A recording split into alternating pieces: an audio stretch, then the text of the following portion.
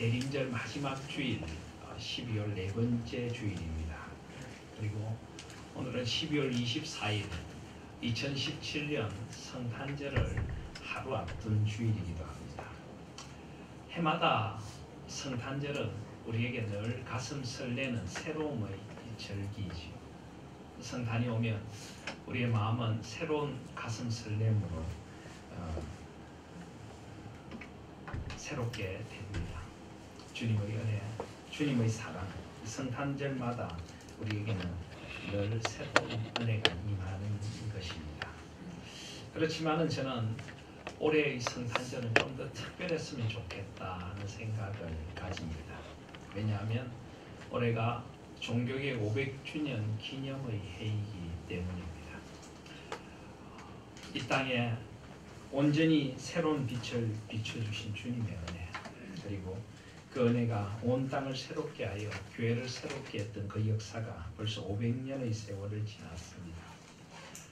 어쩌면 그 종교개혁의 아름다웠던 유산들도 점점 시간의 흐름을 따라 빛을 잃어버리고 있는 것 아닌지 하는 생각을 올해는 참 많이 하게 되었던 한 해였습니다.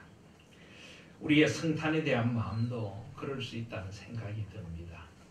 해마다 다가오는 성탄, 그 성탄이 늘 새롭고 가슴 설레어야 하는데 우리에게는 이제 연례 행사처럼 그냥 다가왔다가 사라지는 그런 절기가 되어버리면 어떡하나 하는 생각이 들기 때문입니다. 올해 종교개혁 500주년을 맞는 성탄은 그래서 정말 종교개혁 500주년을 기념하는 것처럼 좀 특별했으면 좋겠습니다. 종교개혁의 아름다운 구호들, 올 한해 그렇게 많이 되뇌었던 구호들을 생각하십니까? 오직 예수, 솔루스 크리스투스. 성탄의 주인공은 오직 예수님밖에 없는 줄 믿습니다.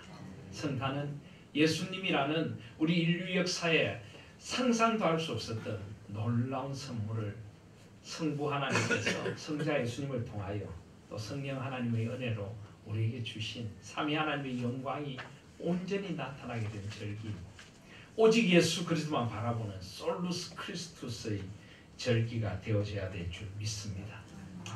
오직 주님의 은혜, 이 성탄으로 임하신 주님의 은혜, 솔라 그라치아, 그 성탄의 은혜가 우리 가슴 깊은 곳에서부터 울려 퍼지는 탄일종이 땡땡땡, 이 성탄의 은혜가 정말 깊은 종소리로 우리 가운데 울려 퍼지는 솔라 그라치아, 오직 은혜의 성탄절이 되시기를 바랍니다. 오직 믿음, 솔라 피데, 오직 이 한 해의 끝자락에서 믿음 하나를 붙들고 성탄으로 신 주님이 나의 주 나의 하나님이시라는 그 고백을 붙들고 그분이 주신 그 믿음 하나로 오롯이 설 수 있는 오직 믿음 솔라 피데의 성탄절이 되기를 소원합니다. 모든 것을 오직 하나님께 영광으로 돌리며 하나님의 영광을 찬양하는 솔리 데오 글로리아, 오직 하나님께 영광을 돌리는 성탄절이 되시기를 바랍니다. 그리고 오직 말씀의 길을 따라서 이제 우리가 가야 할 새로운 성탄의 소망을 살아가는 솔라 스크립추라, 오직 말씀으로 다시 한번 우리의 삶의 길을 새롭게 하는 그런 성탄절이 되실 수 있기를 간절히 소원합니다. 주님은 그렇게 우리 성탄이 의미 있는 또 한 번의 성탄이 되기를 원하시면서 성경에 보면 성탄에 대한 여러 상징들을 우리에게 주셨습니다. 여러분, 성탄의 상징에는 어떤 것이 있을까요? 루돌프 사슴코가 있습니까? 썰매가, 사슴이 끄는 썰매가 있고 산타클로스가 있습니까? 그런 것들은 성경에 나타나는 성탄의 상징은 아니지. 그럼 성경에 나타나는 아름다운 성탄의 상징은 어떤 것이 있습니까? 우리는 성탄절 하면은 구유를 생각합니다. 만왕의 왕이시고 만주의 주이신 그분이 이 땅에 오셨을 때 여간에 거할 곳이 없으시다라고 누가복음 2장은 이야기를 합니다. 그래서 그분은 짐승의 우리로 오셨고 짐승의 먹이통인 구유를 마치 그분의 아기의 그 침대처럼 그렇게 구유를 침대 삼아 그곳에 뉘어졌습니다. 그래서 무엇을 우리에게 보여줍니까? 하나님이신 그분이 가장 낮은 자리로 오셨다는 것입니다. 화려한 왕복을 입고 왕궁에서 모든 사람의 찬사를 받으며 태어나신 것이 아니라 어느 깊은 밤 고요히 내리는 별빛처럼 그분은 역사의 한 모퉁이로 임하셨습니다.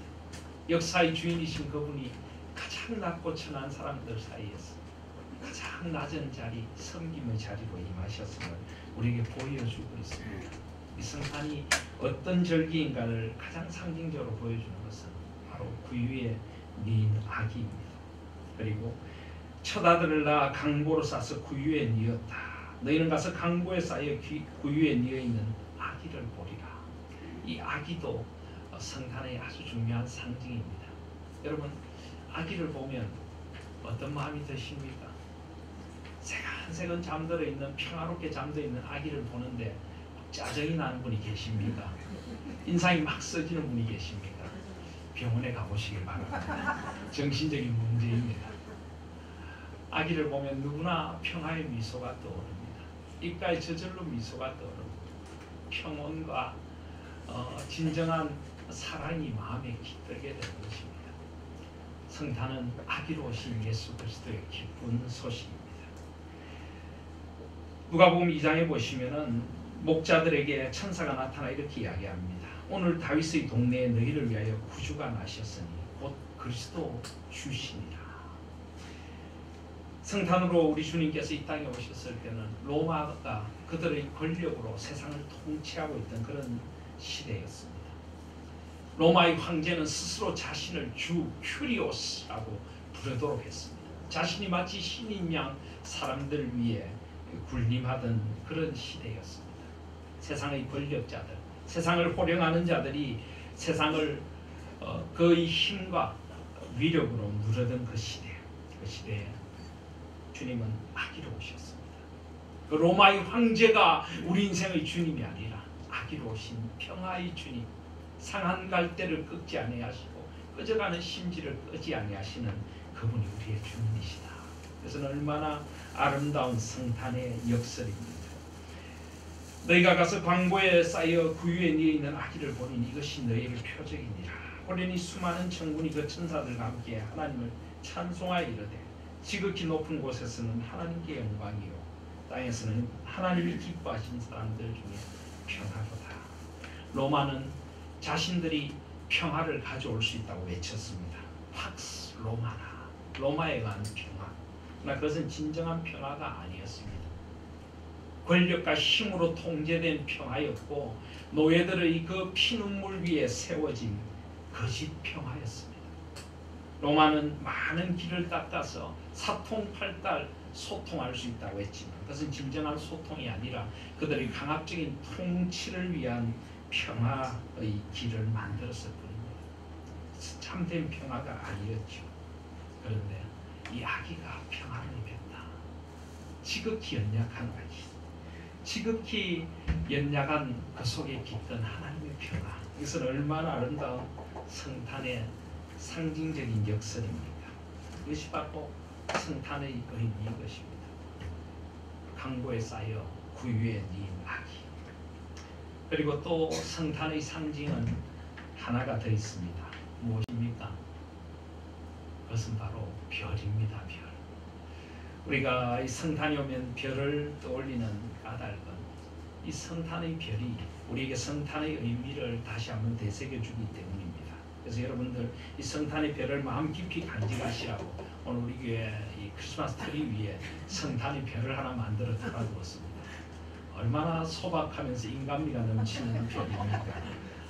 이 아름다운 별, 우리 가까이 다가온 이 성탄의 별, 이 별의 의미를 오늘 이 성탄절에 한번 다시 되새겨 보기를 소원합니다. 오늘 2장 1절 말씀해 보시면 헤로드 왕 때 예수께서 유대 베들레헴에서 나시며 동방으로부터 박사들이 예루살렘에 이르러 말하되 유대인의 왕으로 나시니가 어디 계시냐? 우리가 동방에서 그의 별을 보고 그에게 경배하러 왔노라. 오늘 동방에서 박사들이 그의 별을 보고 그에게 경배하러 왔다라고 이야기를 합니다. 여기 박사들이라고 하는데요. 이 박사들은 우리 성경에 보면은 이 각주의 점성가들이라고 되어 있습니다. 그런데 사실 우리가 생각하는 그런 점쟁이하고는 다른 분들입니다. 이분들은 그 당시 최고의 지식인이었고 최고의 과학자들이었습니다. 그래서 그야말로 박사들이었습니다. 그들은 이 천체의 흐름을 관측하면서 기상의 변화라든지 이 여러 가지 변화들을 관측하여 농사를 짓는 데 도움을 주기도 했고요. 그 시대의 징조를 읽어내는 사람들이기도 했습니다. 그리고 그 당시 가능한 세계 각국에서 가져온 문헌들과 경전을 통해서 역사의 의미를 해석하는 그런 박사들이기도 했습니다.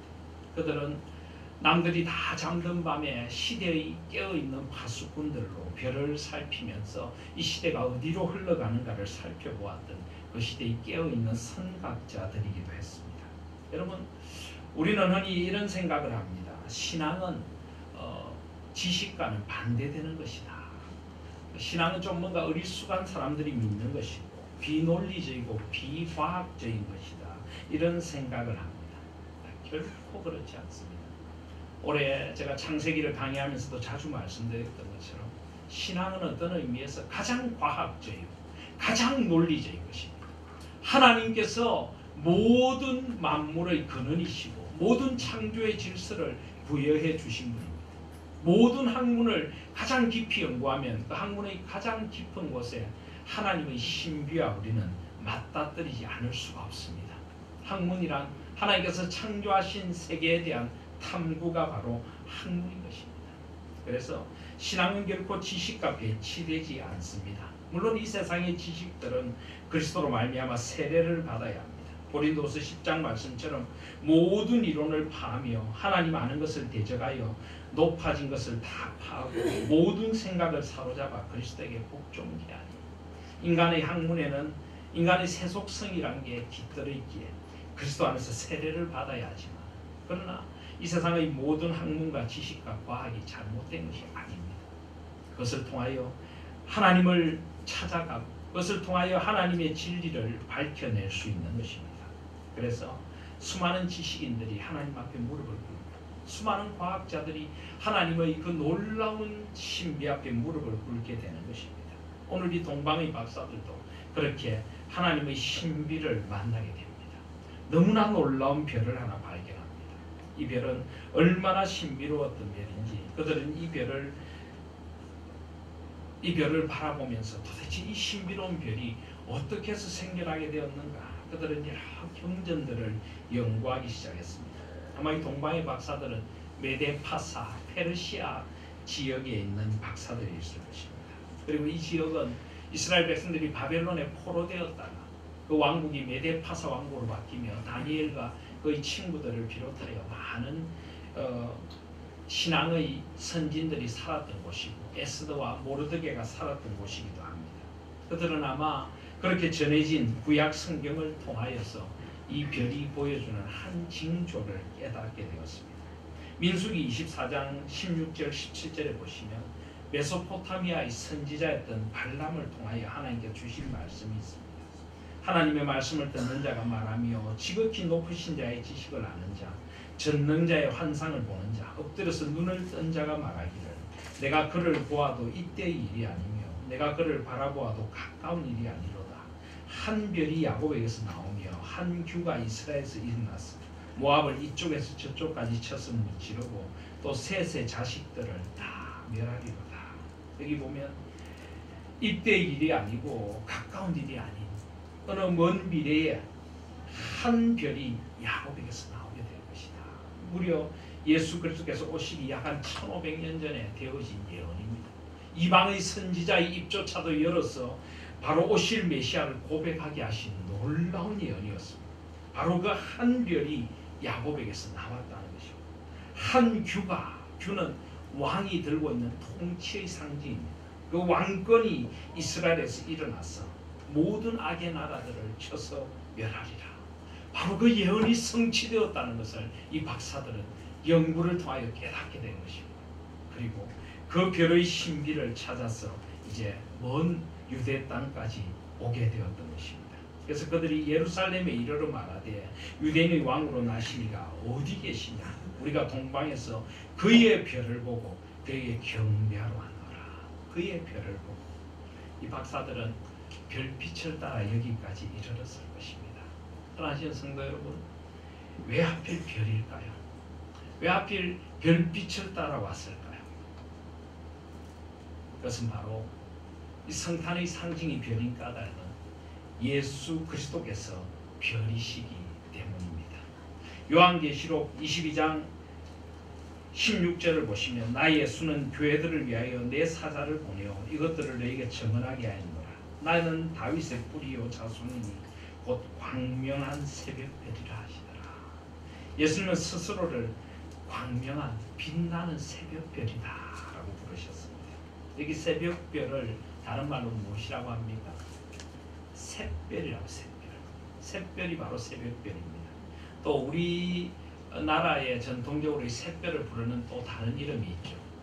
개밥바라기라고 하는 말 들어보셨습니까?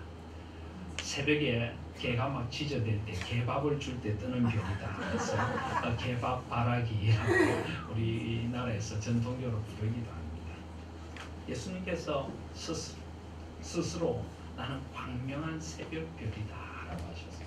여러분, 새벽별이라고 할 때 여러분 어떤 이미지가 떠오르십니까? 새벽별은 고난의 어둠을 지나서 새벽의 여명을 가리켜주는 별입니다. 아무리 밤이 어둡고 짙을지라도 새벽이 되면 조용한 새벽별 하나가 떠오릅니다. 새별은 우리에게 나아가야 할 길을 가르쳐주고 우리에게 여전히 소망이 있음을 일깨워주는 별, 그것이 바로 새별인 것입니다. 예수님이 스스로 내가 빛나는 새벽별이다 한 것은 바로 그런 의미입니다.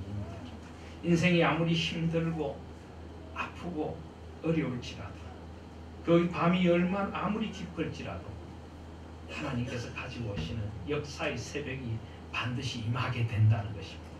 이 고난이 끝이 나고 주님의 새벽이 우리 가운데 임하게 된다. 그 새벽을 밝히는 새벽별로 오시는 주님. 주님이 바로 그 새벽별이라고 말씀하고 계시는 것입니다. 지난주에 나는 알파와 오메가요 하신 주님의 말씀을 통해 살펴보았던 것처럼 사도 요한과 초대교회 성도들이 요한계시록을 받은 당시에 그들의 삶은 너무나 암울하고 힘들었습니다. 그들은 깊은 어둠과 같은 고난의 밤을 지나고 있었습니다. 도미티아누스 황제의 그 학정 아래서 수많은 그리스도인들이 무참히 죽어가며 그들은 하나님 언제 이 밤이 끝이 납니까? 라고 그들은 주님을 바라보고 있었습니다. 그런데 바로 요한계시록 22장 12절에 보시면 보라 내가 속히 오리니 내가 줄 상이 내게 있어 각 사람에게 그의 일한 대로 갚아주리라.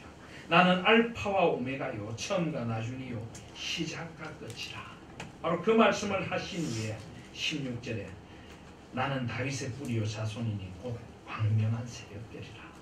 이 밤이 끝날 때가 있다는 것입니다. 이 고난의 밤이 지나고 새벽별 되신 주님의 빛이 환하게 비칠 그날이 있다. 주님은 바로 그 말씀을 하고 계신 것입니다. 그렇습니다. 예수님은 역사의 새벽별로 이 땅에 오셨습니다. 이것은 역사 속에도 마찬가지지만 저와 여러분의 경험 속에서도 마찬가지입니다. 여러분 삶이 정말 힘들고 아프십니까? 고난의 밤이 끝날 것 같지 않습니까? 그러나 여러분 주님은 이 고난의 밤 넘어 새벽별로 우리 가운데 임하시는 분임을 잊지 마시길 바랍니다. 주님은 반드시 소망의 새벽 빛을 우리에게 비추어 주실 것입니다. 요한계시록 2장에 보시면은 18절 이하에 두아디라 교회에 보내는 말씀이 있습니다. 이 두아디라 교회는 온갖 타락과 음행과 그 모든 죄악된 문화에 둘러싸여 있던 정말 힘든 교회였습니다. 그 교회를 주님께서 일깨워 주시며 그렇게 말씀하십니다. 내가 끝까지 남은 자들에게는 새벽별을 주리라. 새벽별을 주리라. 새벽별 되신 주님이 임하실 것이다. 끝까지 진리를 지키고 끝까지 하나님이 주인 되시는 교회를 소망하며 걸어간 그들에게 새벽별을 주리라. 시대와 타협하지 않고 교회가 교회답게 성도가 성도답게 예배가 예배답게 끝까지 그 길을 걸어가는 자들에게 새벽별을 주리라. 주님은 그렇게 말씀하신 분이십니다.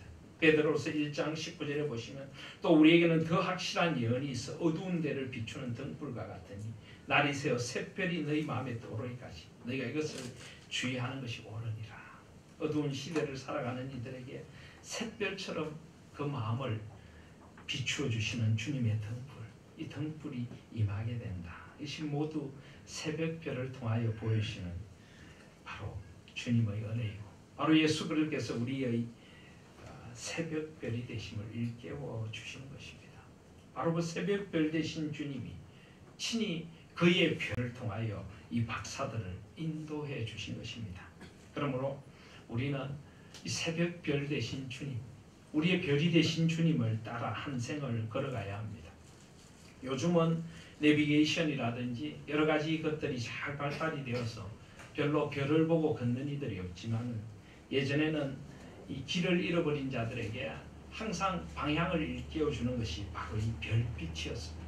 특별히 칠흑같이 어두운 밤 방향을 가리켜주는 별빛은 얼마나 나그네들에게 소망이었는지 모릅니다. 북극성을 바라보면서 북쪽이 어디인지를 찾아서 걸었고 새벽별을 바라보며 그 고난의 밤을 지나 그들이 가야 할 길을 걸어갔던 것입니다. 그래서 어느 소설가는 이렇게 이야기했습니다. 별이 빛나는 창공을 보고 갈 수가 있고 또 가야만 하는 길을 별을 통해 읽었던 시대는 얼마나 아름다운가. 그렇습니다.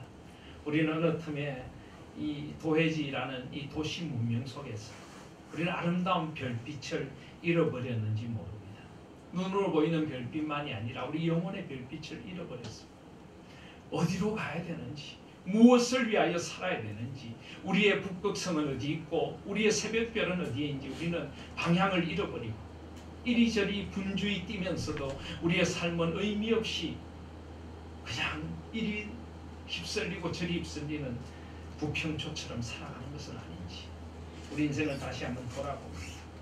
사랑하시는 성도 여러분, 저와 여러분에게는 영혼의 별빛이 필요한 줄 믿습니다. 예수 그리스도가 우리의 별이십니다. 그분이 우리의 스타이십니다. 요즘 젊은 이들을 보면은 세상의 스타를 쫓아갑니다. 또 스스로 스타가 되려고 합니다. 그러나 스스로 높아지고 스스로 별이 되려고 한 이들이 맞는 최후는 참 비참합니다. 스스로 별이 될 수 없음을 깨닫고 언젠가는 이 별의 자리에서 내려와야 된다는 그런 아픔이 밀려올 때 그들은 생을 포기하는 그런 안타까운 일을 하기도 합니다. 여러분, 스스로 별이 되려고 하지 마시고 예수 그리스도를 내 인생의 별로 삼고 그 별빛을 따라 인생을 걸어가 보지 않으시겠습니까? 그 인생은 참 아름답습니다.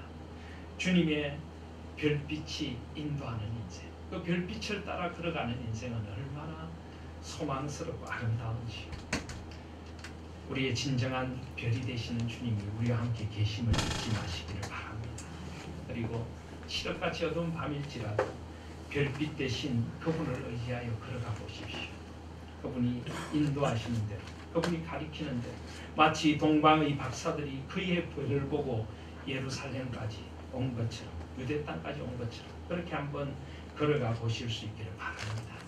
그 별빛으로 인도함을 받는 인생은 참으로 아름다울 줄 믿습니다. 그런데 여러분, 오늘 말씀해 보시면은 지금 이 동방의 박사들이 이제 예루살렘에 이르렀다라고 말합니다. 오늘 말씀에 나오지는 않지만은 저는 이런 상상을 잠깐 해봅니다. 원래 예수님이 태어난 곳은 어디입니까? 베들레헴이죠. 이 박사들은 베들레헴을 향해 가야 하는데 지금 예루살렘에 이르렀습니다. 왜 예루살렘으로 가게 되었을까요? 이것은 성경에 나오지 않지만은 우리가 한번 이런 상상을 해볼 수 있지 않나 싶습니다. 그들은 별빛을 따라서 유대 땅까지는 잘 왔습니다.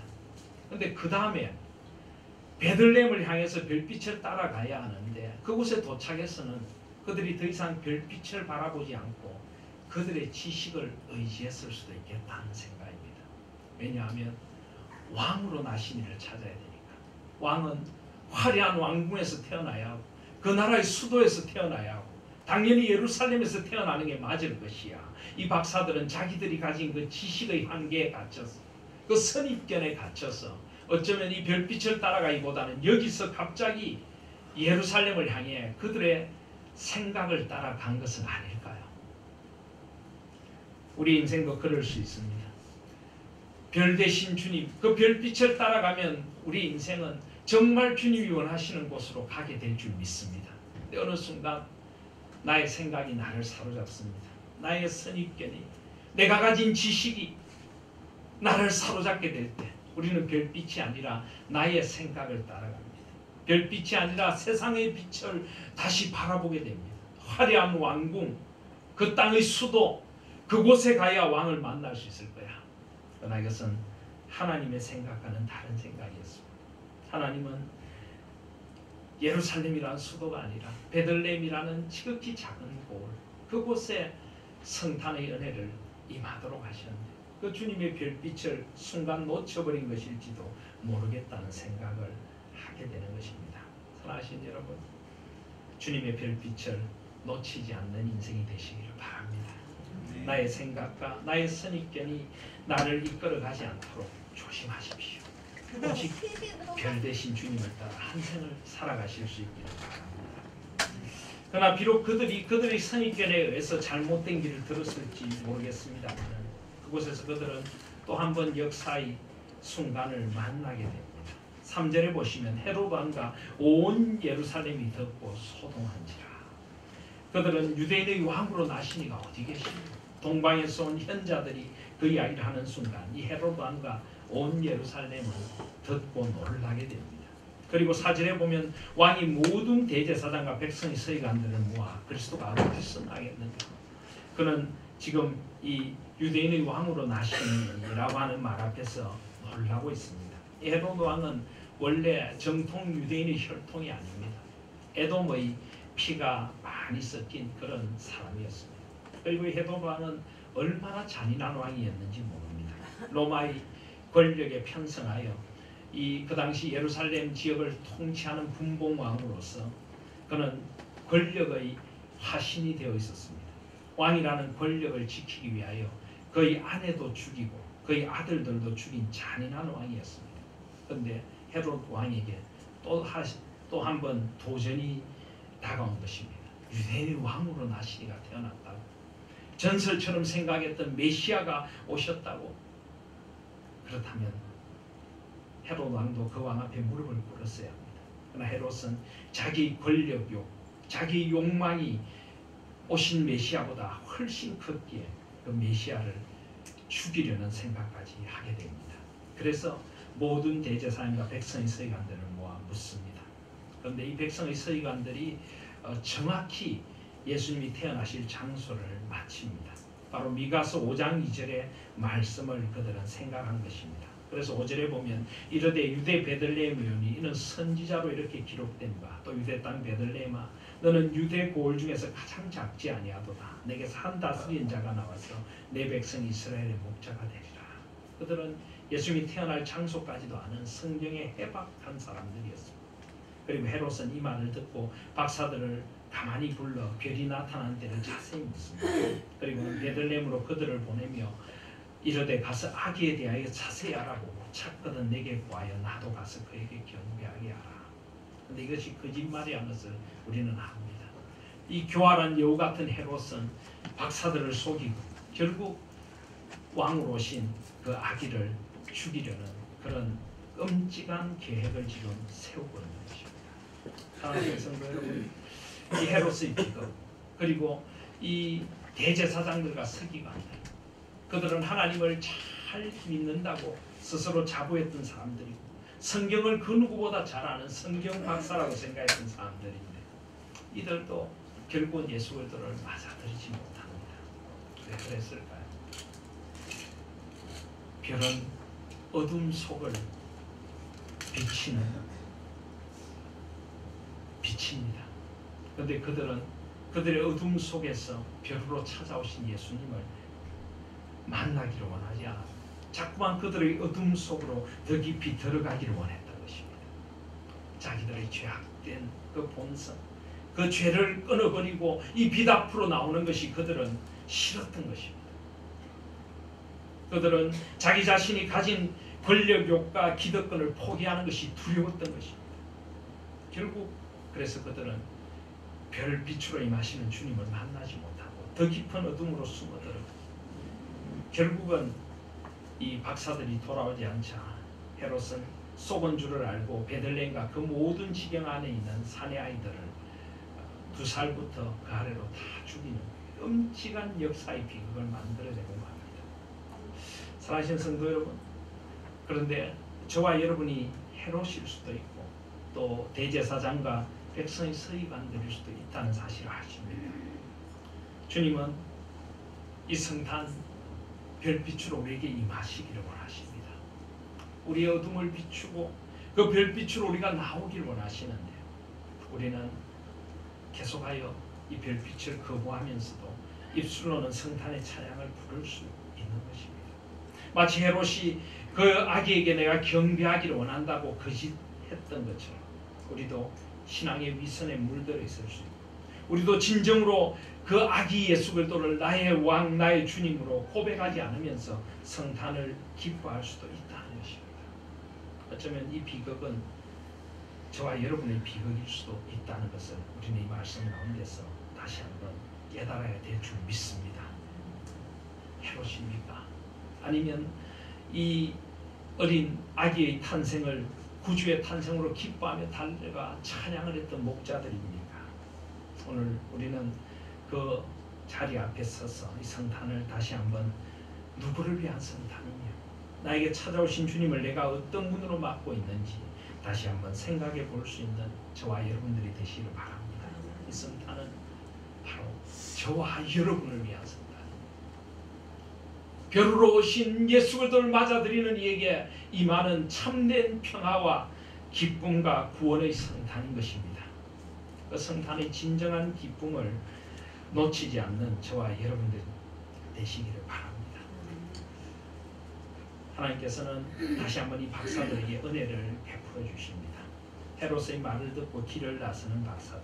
그런데 9절에 보면 박사들이 왕의 말을 듣고 갈새 동방에서 보던 그 별이 문득 앞서 인도하여 가다가 악이 있는 곳 위에 머물러 서 있는지라.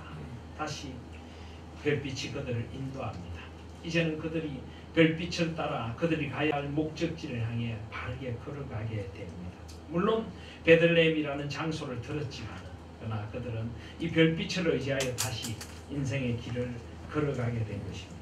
10절에 보면 그들이 별을 보고 매우 크게 기뻐하고 기뻐하더라. 그리고 결국 그 별은 그들을 아기 예수께로 인도합니다. 11절에 보시면 집에 들어가 아기와 그의 어머니 마리아가 함께 있는 것을 보고 엎드려 아기께 경배하고 보배합을 열어 황금과 유향과 몰약을 예물로 드립니다. 황금과 유향과 몰약은 그 당시 가장 소중한 것들입니다. 그들은 긴 길을 걸어오면서 그들의 인생의 가장 소중한 것들을 반직에 두었다가 이 아기로 오신 만왕의 왕 앞에 엎드려 경배하고 그것을 드리게 됩니다. 이것은 그들이 이 만왕의 왕이신 예수 그리스도를 그들의 왕으로 영접했다는 것입니다. 황금은 왕의 상징입니다. 유향은 왕의 향기를 이야기합니다. 몰약은 치유와 회복의 은혜를 가리켜주는 것입니다. 물론 이 몰약은 예수 그리스도의 장사에 쓰여진 것이기도 합니다. 이것은 예수님의 죽음을 의미하지만 죽음 넘어 영원한 생명을 의미하는 것이기도 합니다. 죽음을 통한 치유와 회복, 그리고 그분은 왕으로 오셨고 그분은 향기 나는 인생의 참된 유향으로 오신 분이십니다. 그분께 그 모든 것을 드립니다.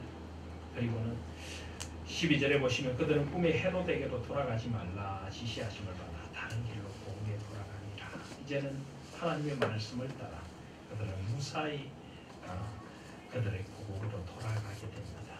이 아름다운 이야기는 결국 예수 그리스도시라는 참된 별, 그리고 그분의 별빛을 따라 인생의 길을 걸어갔고 왕을 만났고 왕 앞에 경배를 했고 또 그들의 본향을 향해 나아간 아름다운 사람들의 이야기인 것입니다.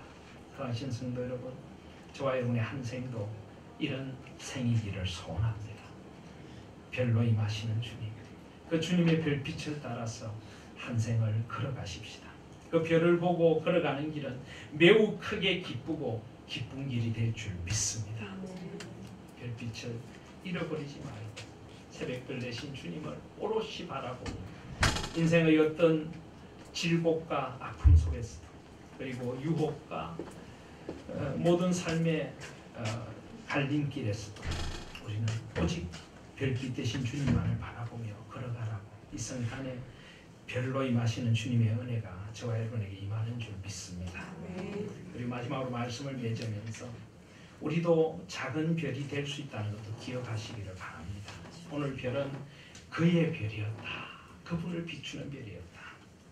사랑하신 성도 여러분, 우리 믿음의 사람들도 작은 별로 살아갈 수 있습니다. 다니엘서 12장 3절에 보시면 지혜 있는 자는 궁창의 빛같이 빛날 것이요 많은 사람을 옳은 대로 돌아오게 한 자는 별과 같이 영원토록 빛나리라. 우리는 별이 아니지만 원래 주님이 별이시지만 그 주님을 우리의 별로 모시고 걸어가는 우리도 주님의 빛을 받아 작은 별로 반짝일 수가 있습니다. 그야말로 미니스타가 되는 것입니다. 이번에 우리 임직식 때 임직 받는 분들 다 미니스타가 되십시오 했는데 주님께로 사람들을 인도하는 그의 별은 우리도 될 수 있습니다. 스스로 별이 되려고 하지 마십시오. 스타. 스스로 별이 되려고 하면 스스로 타락한 스타가 되는 것입니다. 주님의 별이 되시기를 바랍니다. 그래서 주님께로 많은 사람들을 인도해 주십시오. 세상에 많은 사람들이 별빛을 잃어버리고 살아가고 있습니다.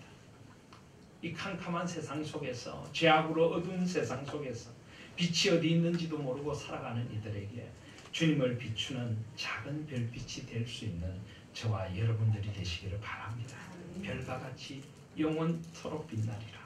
진정 주님 앞에서 영원토록 빛나는 작은 별들로 살아가는 저와 여러분들이 되시기를 바랍니다. 다니엘이 그러한 삶을 살았고 우리는 구약의 여인 가운데도 별과 같이 빛났던 여인을 알고 있습니다. 누굽니까? 별이라는 이름을 가졌던 여인 에스더입니다. 에스더가 별이라는 이름을 가지고 있었죠. 죽으면 죽으리라. 오직 주님을 위한 신앙의 절개 하나로 그리고 주님 앞에서 주님의 그 구원의 역사를 향한 그 민족의 소원들을 이루기 위하여 자신의 생명까지도 드릴 수 있었던 별과 같은 여인 그리고 하늘의 별이 된 여인도 우리는 구약에서 만날 수가 있습니다. 다니엘처럼 에스더처럼 우리도 그렇게 별이 되어 살아갈 수가 있는 것입니다. 오직 우리 인생의 진정한 별 되신 주님을 오롯이 바라본다면 그리고 새벽별로 임하시는 주님의 그 별빛을 따라 우리 인생을 걸어간다면 그리고 지치고 힘든 이들 죄악의 어둠에 잠겨있는 이들에게 주님의 별 되심을 나타내는 작은 별이 된다면 우리도 그렇게 영원히 빛나는 별처럼 살아갈 수 있을 줄 믿습니다. 그런 아름다운 별로 빛나시는 우리 하나님 교회와 우리 온 성도들 되시기를 주님의 이름으로 축복드립니다.